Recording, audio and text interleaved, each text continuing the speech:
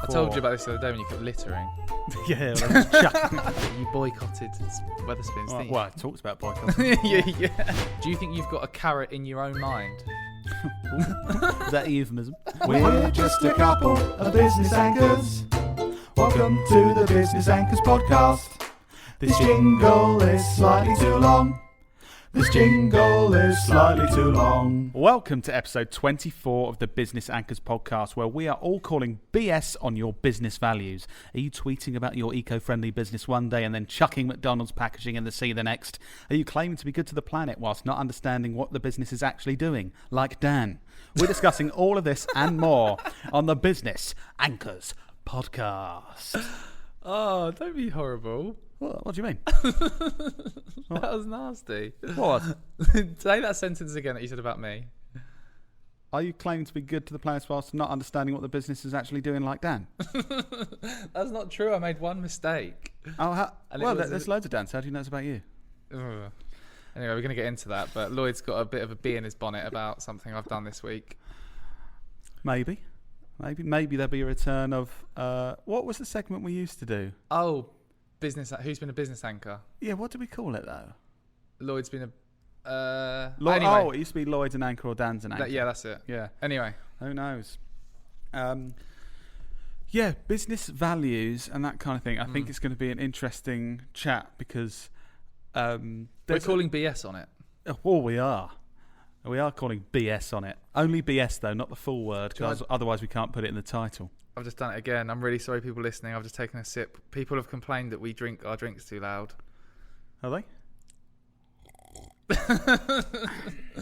Sorry, we need to try Did not to you do just that. do it? Oh, okay. I did it by accident, but Okay, right. Yeah. So business values. Yeah. What are business values? What do you think business values are? How would you define a business value? Well, the way I think about it is we all have our own personal values and like ethics and morals that we live our life by. So like some people, what you care about. Some people are happy to just throw litter on the ground. Other people have their own morals and values that they think, no, it's not fair for me to do that. So I'm gonna, that's not how I'm gonna live my life. Just as a random example. But I think business values, it's basically from kind of the top down. You got the owners or the leaders of the business kind of making sure that the business as a whole are in line with the values of how the business operates. So sometimes that's in line with the people in the business. Sometimes it might be slightly different to people's values. But, hang on. I just realised Dan's Googled the actual... Well, I actually, think this is interesting. Yeah, it is interesting, but I'm right. He's kind of right. So what Wikipedia says is, in management, business value is an informal term that includes all forms of value that determine the health and well-being of the firm in the long run. The health and well-being of the firm in the long run. No, that's business value. Oh. Cool, Dan. Can you just tell us some more definitions of things that are nothing to do with what we're talking about? Maybe I should just give more of my definition. Here you go. Oh, here you go. Sorry. Yeah. What's this definition of Maltesers? You act as if I'm stupid. I know it's weird. I'm acting like that. The regard that something is held to deserve, the importance, worth, or usefulness of something. Value. No, is that the wrong value? Oh God, that's the word value, you knob. Okay. Why don't we talk about our... No, got it. Sorry, no. The principles that help you to decide what is right and wrong and how to act in various situations. Yes. Yeah, so that's values in general, and I guess business values, like I said, like the intelligent half of the table here said. Yeah. You got the personal thing. How did you do at uni? Huh? What did you get at uni? Did you get a degree? What did I get? A big belly and liver damage. Well, I got a first. So. Oh, nice, well done. Cool. I've mentioned it before. Right. So where did this come from? Where did this whole thing of values come from? Because I know you want to say how rubbish I am, and No, you've already proved that with the introduction to the podcast, Dan. Your input so far, you've proved that. I don't need to. I've had such a rubbish input at this podcast episode. I'm sorry, listeners. If this is the first episode that you've watched or listened to, guys, because just skip to another one. Just skip to another one, because Dan says some really intelligent stuff sometimes. I know right now it'd be shocking to hear that, but normally he does. Right, let's get down to business. Yeah. So what started us thinking about this? I've been working quite hard on what I want to kind of push through 2021 with our business, looking more at the values. One of those is very much based on our our business's impact on the world outside of our business. And there's something that I'm pushing for us to adopt, which I haven't communicated much to our team or the outside world yet, but it's in the planning of the win-win-win-win approach. Mm-hmm. 4 wins. 4 wins. No, it's not win squared. What's the 4 version of squared?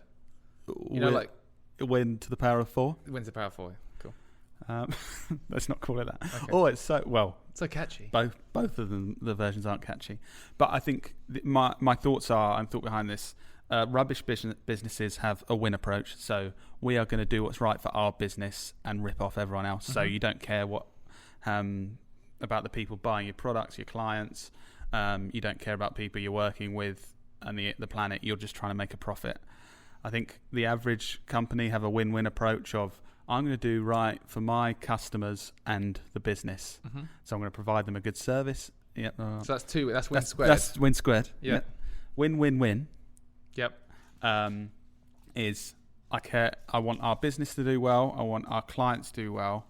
And this is in a marketing world. But I also want the customers that we're serving these ads to do well as well. Mm-hmm. So we're marketing really good products to the right people. Mm-hmm. So our clients are happy, they're selling them products or services, but actually the people we're getting served with ads are really happy too, because they're entertaining ads, they're ads that are relevant to them. Everyone's a winner. Yep.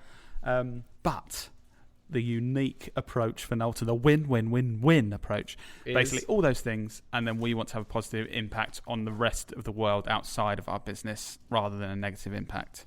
So that's where all this started. One of the things was, we're going to become carbon negative, so we're not going to have, our business is not going to have a negative impact on the planet, climate change, all that jazz. I wanted to make sure with the business the size we are now, we get that into place so it's easier. We don't get to the point where there's 20 of us and then we're like, oh God, this is expensive to try and make. How did you do that? Well, one of the steps... one of the first steps we're taking is working with Ecology. If you follow us online, you probably would have seen posts about this already. But Ecology is a brilliant company that help you offset your carbon emissions by planting trees and also by doing other things that you can see on their website. So we've signed up, firstly, monthly for our business. So everyone in our business and our actions are covered plus 15%. Plus, we've just planted some extra trees because we want to make sure we're carbon negative rather than just neutral. Do you know what I think is really clever about this company? What? I think what they've done, because if you go to the website and sign up, you basically, visually, they've sort of designed this thing so it looks like, I mean, they visually show the number of trees you're planting in your forest. And it's just a really good way of tracking what you're doing. Yeah. And also... they've seemingly made it more easy than I've ever seen to be able to offset your carbon. And it was I think a choice before, but they've sort of brought it to market in an easy way. Definitely. And even from what we've posted about it so far, because if you know our business at Knowlton, we are quite public with what we're doing. We're posting a lot about it, so you can see the journey of what we're doing. So when we've been posting about it, I think what I've seen is a lot of businesses, big and small, like literally one-man band, freelancers kind of thing, and bigger businesses want to have a positive impact and don't want to be bad for the planet. But they think it's going to be very complicated to take that first step. They don't really know what they can start with. And I think there's lots more that we need to do as a business. It's not just like, we've planted some trees, done. Yeah. But as a first step, like you said, it's much simpler than people would imagine. Like, okay, I have funded those trees being planted every month, and these other things that they do as well, the other projects. And all I have to do is read this, sign up, put some details about my business. It takes 5 minutes. Pay some money. So, by the way, guys, I can't remember the exact URL, but if you Google Ecology, ECOLOGI, and Knowlton, Ecology, Knowlton, or go onto our website, knowltonmarketing.co.uk. In the footer, there's a link. But yeah, you can have a look at what we've done. You can even gift us to plant trees in our forest. But yeah, it's really interesting. So let's get to the interesting bit now. So the question is, are we and businesses like us just thinking, we can sell more if we say we're good to the planet? Greenwashing. Yes, that's the term you said. Yeah. I hadn't heard of it before. I think I've kind of heard of it, but someone did a video on LinkedIn taking the mick out of people greenwashing. Right. I haven't actually looked it up, but from what they were saying... you wouldn't get the right definition even if you did, would you? Shut up. You'd probably just Google green. Green is a colour. No, what it is businesses basically just saying they're really good for the planet and just for a PR thing so that people are like, oh my God, you're so good. When really they don't care and they're like killing animals and dropping poison in bunny rabbits' eyes. And I do think that's actually more of a problem. I think your big lips are more of a problem because you can't get your words out. With the big corporations, because I think that a lot of the big corporations are doing huge damage to the planet. And often not paying taxes in countries, so countries have less money to even deal with the issue. And then they're so say you're making £10 billion a year, and then they're going, right, yeah, let's just have a £500,000 spend on this stuff that's good for the planet, and a marketing go with the marketing agency to push that message out. I think it's quite easy for bigger companies, because £500,000 spend to get this message out and do something good is a really good thing. But I feel like then everyone goes, oh yeah, God, do you see Coca-Cola planted 10 trees? That's so good. And in reality, it doesn't. I've got a question for you there. Yeah. In terms of intent, so let's say you're a big company and you do, and you obviously do a load of damage to the planet because of everything you do with all your distribution and stuff. And you do actually invest in doing something good for the planet if it's offsetting your carbon or something else. And the reason you're doing it is purely for marketing purposes because you want to look good. Is that still a bad thing? In the sense of you're actually doing the good thing, but your intent is completely because you're being selfish. Do you think that's terrible businesses? No. I think it's still a really good... Well, I think it's a really good thing for the world. Yeah. Because it shows that, firstly, businesses are thinking, my customers care about this, so I need to at least start it. And even if their intent's bad at this point, it's still there's a positive thing happening. So I think that's great. And I also think we shouldn't shy away. Like for our business at the moment, we are far from perfect, and the same as me and my personal. Yeah. Like, we discussed this before. I told you about this the other day when you kept littering. Yeah, well, I was that is a joke, guys. I definitely wasn't doing it. Just chucks his rubbish out the window. Yeah. I feel like people are going to believe you. Sorry, Lloyd. Sorry, I had to say that. Yeah, but so we're far from perfect, and there's so much we can do as a business. In previous episode about my mental health, I said how I'm not perfect in my life, and that's okay, not being perfect. And I think sometimes in the media, on social media as well, people get slated for not being perfect. Like you say, what I'm doing is I'm offsetting the carbon, and then, for example, if someone commented saying, well, I saw you drinking Coca-Cola, and Coca-Cola are bad for the planet, I don't think people should... But basically, anything is better than nothing. So I think you should be open to the fact that you're not going to be perfect and you can do more, but still take action. Yeah. Because if you try and be perfect from day one, then it's never going to... You're not being stressed like you were. Yeah, same sort of principle. That's interesting. Yeah. Cool.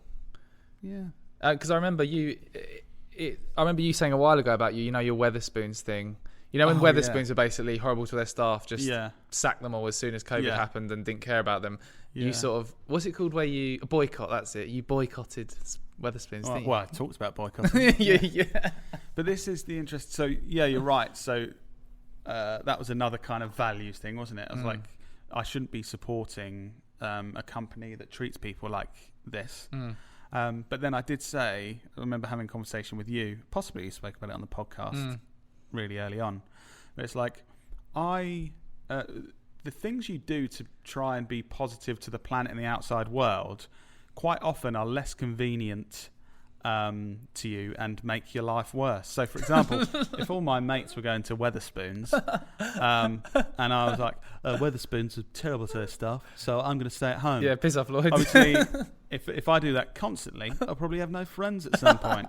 And I do think this is an interesting thing where it's what can we do as consumers? Because, like I said, doing the right thing quite often is more expensive, less convenient. So buying from Amazon is the most convenient thing in the world, and that's why they're doing so well. It's also not good for the planet. It's not very good for our local businesses. Where do you draw the line, though? Where do you draw the line? That's what I mean. And I shop with Amazon all the time. You're a terrible person. Yeah. But I think that's a question that I don't have an answer for. How can we possibly do better for the planet as individuals when doing that is harder for everyone than not doing it? It's shooting yourself in the foot. Money's tight for a lot of people. If you have values of, I want to do the right thing for the planet, do you really want to spend 20% more on your shopping every week? You might want to, but is that realistic?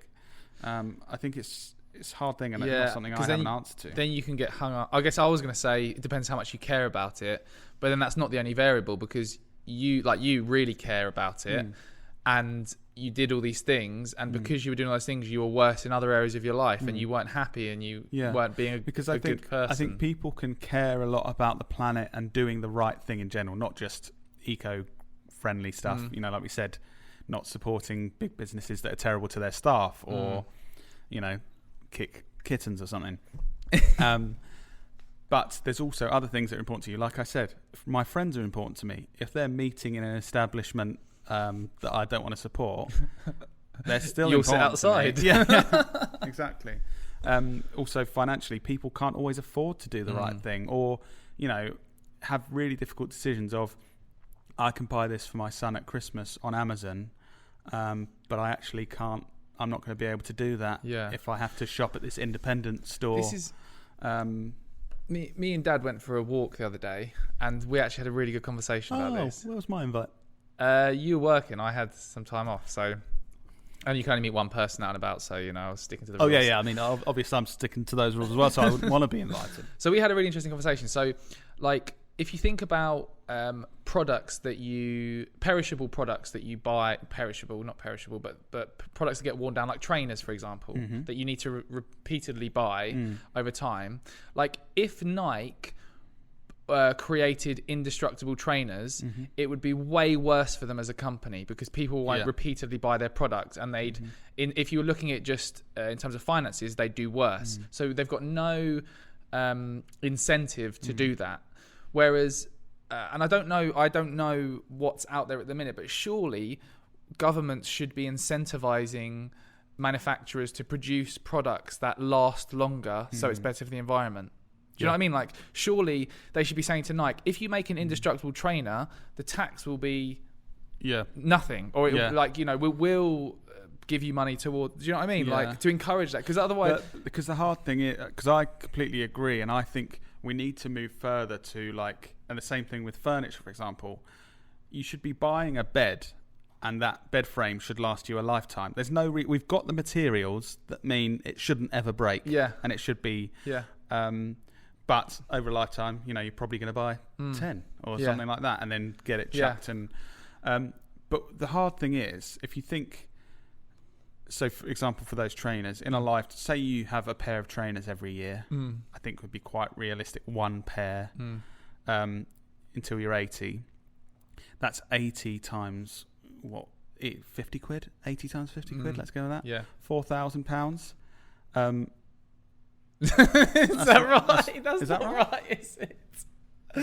Yeah, it is. Oh, is it? Yeah. Sorry. Dan, just showing again who the intelligent one is. £4,000. Yeah, it's £4,000. As consumers, it's not realistic So even if Nike said, indestructible trainer, wear it the rest of your life, Yeah. £1,000, it's still not viable for consumers to make that 'Cause purchase. it's too, yeah. Because we make our money over our lifetime, and we have £50 a year. Most people don't have £1,000 for a You one-off could get on credit purchase. though, like cars when you lease cars, like houses when you get mortgages. And I think that's an interesting thing, like when governments and stuff can get involved. Yeah. Obviously, we're talking about trainers, but this could be absolutely Yeah, anything. But I think it needs to be some kind of government thing of, we, like a student loan, we will pay for your education, and you can pay it back once it's kind of like, if the government know that it's a positive thing, support it with some kind of thing to go, oh, that indestructible pair of trainers, you do need to pay £300 up front, like cycle to work scheme, like the cycle to work scheme, where they but go on. Yeah, I just think it's hard because, like you said, at the moment for businesses, it's just not a good thing for them to do. Yeah. So it would have to be, you don't want to put loads of stuff, Nike don't want to go, I'm going to make indestructible trainers, and then go to governments of the world, can you please just pay for these trainers for everyone? Obviously, the government's going to go, no, we definitely don't want to do that. So I don't know what the first step to this kind of moving forward with this is. Another one that really annoys me, have you got a Brita filter? No, but I have had in the past. On landfill now. So you're a terrible person. So Brita filter, if anyone listening, if you've got a Brita filter, you put every now and again, you put the filter thing in, changeable filter, and it filters your water. And then normally the one I've got, on the top there's like 4 bars that after a certain amount of time they go down to 0 and say you need to change the filter. I have the same filter, I think it's every month you're supposed to change it. I've had the same filter in there for about 6 months. Water tastes the same. It tastes the same, but I have noticed your intelligence slowly decreasing, with the build-up of bacteria. That might be it. But it's like, I reckon they could build a filter that lasts for 20 years. But also, we don't know. That filter may be fine for a year, but the people making it are never going to say, change a filter once a year. They're going exactly, this is the whole point. Yeah. As the government should be incentivising them to communicate that and say, the more 1-year filters you sell, we'll subsidise it with X amount of money. As consumers, we don't have the knowledge to know if something's just companies trying to sell stuff, or just imagine mattresses. You should buy a mattress every 8 years. Says who? The companies that sell mattresses. What a surprise! How can we get to a point in society where the consumers have the knowledge to know if that's just someone flogging them stuff? Because that is just fueling mattresses on landfill. That's what and mattress companies to make money. It's the same as like Apple with their iPhones. They got found out for actually with their updates, they make your iPhone perform worse so that you feel like you need the newer one. It's just mental. I feel like we're going a bit on a bit of a rant here, no, but it's really interesting. I genuinely think like if you think about it, I know we're not like experts, but I think thinking about this logically and talking about it logically, surely the government should be incentivizing companies to make their products last longer so they manufacture less. But if any of you anchors listening know of kind of anything in any industry that is kind of going this way, where is there any kind of scheme where companies are being incentivized to create things that last longer? Anything, because I'm not aware of anything. There must be. But like we said, we're not experts in this field. But clearly, we want to hear about it because me and Dan have been ranting about it. We weren't even supposed to talk about that for long, but it's basically a whole episode. Yeah. But yeah, I really think it's interesting, and I think it does warrant more discussion another day. Hopefully, you find that interesting too, business anchors. But yeah, moving on, Dan. Moving on. We haven't actually gone through how you mucked up. Have we not done that yet? Yeah, no. So this whole thing, ecology. I'm trying to drive the business forward. To be fair, this is my responsibility in the business. I need to be working on this and then communicating to our team once we work on this stuff. So we signed up for ecology, which in my eyes is the very first step to getting to where we want to be as a business when it comes to having a positive impact on the planet. Dan obviously got excited, which is fair enough because I got excited as well. Don't patronise me. This is a great... No, you did. You got excited, like, I'm going to tell the world what we're doing. And in my head, I'm kind of thinking, well, this is just the first step. We want to make sure we're clear on our communications and why we're doing these things. But Dan, if you could you just tell the world So what then you in the Friday Club email I send every week with all the best stuff we've learned every week. where can people sign up for that? bit.ly/the-Friday-club. Great, that sounds brilliant. But every week I send this email out and talk about what's going on in the business and the challenges we're overcoming. And I obviously wanted to talk about this ecology thing, where we're planting trees, because that's a good thing to talk about. And I basically said, I actually asked you, how should we communicate this? And I wrote notes so that I got it right. And in my notes I wrote, we're now operating as a climate positive business. Nice. That's exactly what I said. Yeah. But in the email I said, we're now operating as a carbon positive business, which actually means that the opposite of that, which is what most businesses are. So what unfolded after that was I sent out that email. No one actually said anything about it. They just thought rubbish. We were greenwashing. But then Lloyd, this was actually the day I was out for a walk with Dad. You sent me a message on WhatsApp, like a really angry message, didn't you? Well, it wasn't a really The first one was angry. What are you doing? And you were angry because you put all this work into that. And I'd like to just clarify my emotion. I didn't feel angry at any point. Disappointed. I was disappointed. Yeah. So then Lloyd was disappointed in me because I'd made us look rubbish after all of his hard work. Like we didn't actually care, when really we do, because he's heading this up and he really cares. And I care as well, but you care the most. And then eventually you sent me a nice, funny video that... taking the mick out of me. And I thought, oh, he's actually right with me now. Yeah.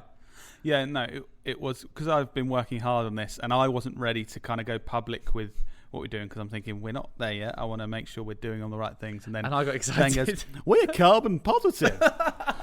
So we're just really bad for the planet and don't know what we're talking about. So yeah, I was at first I was like really disappointed, like, oh, I've put so much work into this, and then we're just, all of our followers were just saying the wrong thing. But like Dan said, 5 minutes later I thought, no one's died. Yeah, we're all, Does that actually matter? So it doesn't matter. This is and I think Dan's probably thinking we've been talking ages and this episode's going to be too long, but I want to talk about this. No, you can't. This made me think, and I discussed this with Dan about talking about this on the podcast. That decision, and there's lots of these things. Reaction is really interesting, because my initial reaction, obviously, just really hated me, annoyed and disappointed. No, didn't hate you. Still loved you. Really annoyed and disappointed of, I've worked really hard on something, and then someone else's actions have just completely kind of gone against all this hard work, and being like, oh, you've really done something wrong. And then I moved to the reaction of, like I said, doesn't really matter. In the scheme of things, doesn't matter. And I thought, in businesses day to day and personal lives, this is always something that we have to make the judgment on. Like, is it the right thing if someone does something wrong to be like, you've done this wrong, this is really not good, what are you going to do about it? Or do we go on the side of, actually, in this grand scheme of things, we're a marketing business that doesn't matter, in a town that doesn't matter, and we'll forget this action in 2 weeks and it'll be fine. Can I share my opinion? Yeah. I think it does matter that you act in that way, and I'll tell you why. And I'll tell you a story as well. Okay. From my experience, emotion changes behaviour. If you feel something, if you have a really positive or a really negative feeling or experience, that will change your behaviour moving forward. So, for example, when I used to work at Enterprise and I first drove a van in the wash bay, and I scraped the whole side of it, and it cost my my branch manager about 10 grand. He didn't tell me off, but I felt so bad and horrible for like a week that I never did that again. And it's because that emotional, just like we want to encourage our staff, or in any business, to improve. If they did something that wasn't how we'd want it, we need to be giving feedback and saying, either that was really good, keep doing that, or you need some work on that. And if you don't do that and make them either feel really positive or maybe slightly more negative to change, then I don't think they or us in any of these situations are going to change. So I think, I'm just speaking for myself, I need reinforcement of you making me feel a bit... there's a level to it though. Yeah. There's a ceiling on it. You don't want to make someone feel terrible, but me personally, I feel like I need that. So looking back, like with that, obviously we're just using this example, and we're brothers, so the relationship's different and stuff as well. But so do you think my initial reaction should have been any different, or do you think it needed to be like that to change your behaviour in the future? I think it needed to be like that, but I think you've got better at this. I think probably a year ago, you would have probably carried that on and made me feel worse than that, and that would have taken it too far. Right. But I think now you've got it right. Before I was a horrible person. No, not at all. I just occasionally just send messages to Dan afterwards going, are you feeling shit? I hope you are. No, not at all. But I think everything. You would take things more to the extreme before, Right. but I think now you've got... And also, it was the funny message taking the mick out of me, the funny video that really made me realise, oh, he's okay. But it really, he really felt strongly about that. And if you wouldn't have done both, I think it wouldn't have worked so well. So that's interesting, because I think everyone, like business, kind of management in businesses, anyone that has people, I was going to say underneath them, that sounds horrible. Anyone that's a line manager of someone. Yeah. I think it's always hard. Some people are very much the end of, basically, they'll say, you've done this wrong and it's rubbish, go and make it right. And it's those line managers like, oh, yeah, they're really angry again, so I'm going to try and get this right. Some people go the other way of trying to be encouraging of like, don't worry, it's absolutely fine, just try not to do this again, but it really doesn't matter. And there's everything in between. And I think it's hard for anyone to get that balance right. I think it depends on the person you're doing it to, though. It's just like the carrot and stick thing. Some people get motivated by saying, and this is funny to do with you, some people get motivated by saying, if you do this thing, you will be rewarded with this. Yeah. And others are like, if you don't do this thing, you'll be punished. Yeah. When you like mum and dad couldn't motivate you at all at school, you just didn't care really because you were so happy with all your mates and stuff. And I think dad literally said, in your exams, for every A star you get, it'll give you a load of money, and you just didn't. My parents offered me all the carrots and the sticks they could possibly, and nothing worked. But it definitely, they started out, well, more dad started out with like, if you don't do your revision, you're not going to be allowed out. And I was kind of like, cool, I'm not going to listen to you. And then went the other way of like, right, for every A you get, I'm going to give you £10. And I was like, cool. Yeah, not really bothered about that either. So do you feel, because you're way motivated now, I think you're the most motivated I've ever seen you in your life. Do you think you've got a carrot in your own mind? Is that a euphemism?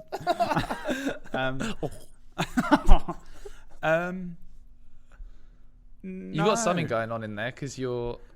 To be honest with me, I mean, I'm weird, so I don't think I'm a good example. But it's more... I'm more content with myself and not looking for any huge carrots and not scared of any sticks, just wanting to do good stuff. Really great advice there. Thank you. But no, I think, well, I was going to say as a manager in our business of people, I was going to say, I think I'm more carrot, like encouraging, but I realise I've got people listening that might be thinking, you're definitely not. You're an absolute stick. But maybe I'll speak to people after and see what they think I am. Interesting convo. Yeah. Yeah. Are you a carrot or a stick in your business? Oh no, not are you a carrot? Are you offering a carrot? Or are you taking a stick? Offering a stick. Let us know. If you want Lloyd to give you a carrot or a stick, then comment below. Comment below. Cool. Oh god, we're gonna end up with a weird marketing campaign and sending carrots again, aren't we? Bloody hell. Cool. I want to say one more thing. Mm-hmm. I want to say it in public because it might make me do it. Oh, go on. I want to set a ridiculous goal for myself next year. Go on then. And it sounds ridiculous, but I want to try. I want to plant 1 million trees. Cool. And next year, I want to try and work that out. I definitely don't have anywhere near enough money to fund that. You mean personally, right? You're going to actually plant them yourself? No. I mean, make it happen. Always taking a year out. I'm nowhere near wealthy enough to make that happen. I have no idea how I could make it happen, but I want to try and make it happen. And historically, When you say something publicly like this, like when you did Lloyd today, where you're going to make a video every day for a year, and you made one video. Take action for a week and then forget about it. So maybe we'll update the business anchors next year on how I do. Yeah, just wanted to say that I want to try and do that. Cool. Don't know how it's going to work. Probably going to cost about $100,000, so I don't know how that would work, but I'm going to try and do it. Yeah. Cool. We can talk about it in the next episode. Okay. Nice. Can I say one more thing? Come on, hurry up. This is going too long. Thank you, everyone, for sending lovely messages about me speaking about mental health and saying it's helped you and stuff like that. That really meant a lot, and I'm glad that it helped people. Anything else? No. See you in the next episode. Thanks, guys. See you in the next episode. Should I stop? Yeah. Okay. See you in the next episode.